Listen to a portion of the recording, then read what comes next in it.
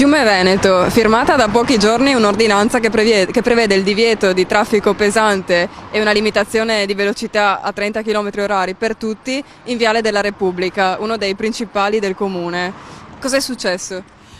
Diciamo che questa ordinanza è la fine un po' insomma, di un iter che ci vede occupati dall'inizio di quest'estate nell'attesa appunto dell'asfaltatura di Viale della Repubblica, una ex provinciale, ora in gestione a Friuli Venezia Giulia Strade, una strada principale appunto che conta circa 9.500 passaggi su entrambi i sensi di marcia giornalieri.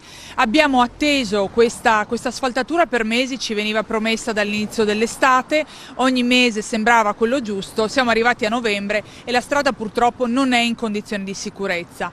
Prima un ultimo accorato appello attraverso una mail, poi una PEC e poi insomma questo strumento, mi rendo conto, insomma duro, decisivo dell'ordinanza, però è stato davvero necessario. Come anticipava appunto, andremo a vietare il transito dei mezzi pesanti, ovviamente con l'eccezione per i mezzi pubblici e anche per il carico-scarico e ovviamente per i mezzi di trasporto, e il limite di 30 km/h per il resto ovviamente dei veicoli. Un'ordinanza che pervarrà fino a quando la strada non verrà messa in sicurezza, fino a quando non verrà asfaltata. Noi sulla sicurezza abbiamo e stiamo puntando molto, anche, e lo dimostrano anche gli attraversamenti pedonali, non soltanto di questo viale ma di vari altri punti del comune. Abbiamo implementato appunto la sicurezza sia attraverso l'illuminazione ma anche attraverso la segnaletica orizzontale e verticale, e quindi dicevo l'ordinanza permarrà fin tanto che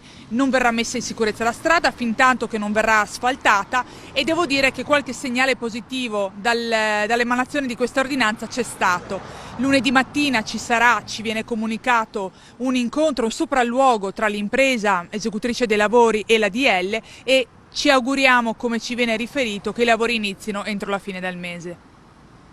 E i cittadini hanno mai sollevato richieste? Che tipo di sensibilità hanno nei confronti di questo tratto? Certo, i cittadini sono consapevoli, sono dispiaciuti di questa situazione, perché appunto la strada Viale della Repubblica è la nostra strada principale, e quindi vederla anche, oltre che percorrerla, ma vederla anche in queste condizioni di certo non fa piacere a nessuno. Ripeto, lo strumento dell'ordinanza è stato uno strumento estremo, però sta portando i suoi frutti. Quindi entro la fine di quest'anno qualche novità in senso positivo ci può essere? Io mi auguro anche prima.